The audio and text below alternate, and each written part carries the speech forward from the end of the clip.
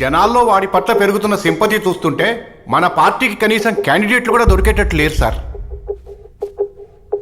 ఇన్ని రోజులు కాంగ్రెస్ మాత్రమే మన ప్రత్యర్థి అనుకున్నాం. సాఫీగా సాగిపోతున్న మన రాజకీయ సంసారంలోకి మూడోవాడు దూరాడు. వాణ్ణి వెంటనే ఆపాలి సార్. వాళ్ళు న్యాయం చేసిన మంచి పనులు కావచ్చు, లేక పోయాక వచ్చిన సింపతి కావచ్చు, వాడికి ఆ రెండు ఆయుధాలే కూర్చున్నాయి సార్. వాడిని మనం ఎదుర్కోవాలంటే మనకు ఒక బలమైన ఆయుధం కావాలి సార్. అవినీతి అనే ఆయుధాన్ని వాడండి. అదేం ఆయుధం సార్? రాజకీయ నాయకుల మీద అవినీతి ఆరోపణలు కొత్తేమీ కాదు కదా. వాళ్ల నాన్నను అడ్డు పెట్టుకుని చరిత్రలో కని విని ఎరుగని రీతిలో అవినీతి చేశాడని అభియోగాలు మోపండి. 500 కోట్ల స్కామ్ చేశాడని ఆరోపణ చేద్దామా?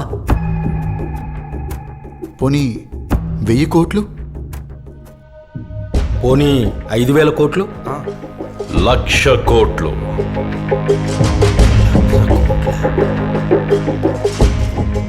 1,00,000 కోట్లు. 1,00,000 కోట్ల అవినీతి చేశాడని ఆరోపణ చేయండి. 1,00,000 కోట్లంటే దాదాపు ఒక రాష్ట్ర బడ్జెట్ సార్. సార్ 1,00,000 కోట్లంటే ఎన్ని సున్నాలుంటాయో మన పార్టీ వాళ్ళకి కూడా తెలియదు సార్. అలాంటిది జనాలు నమ్ముతారంటారా? నమ్మించండి అయ్యా.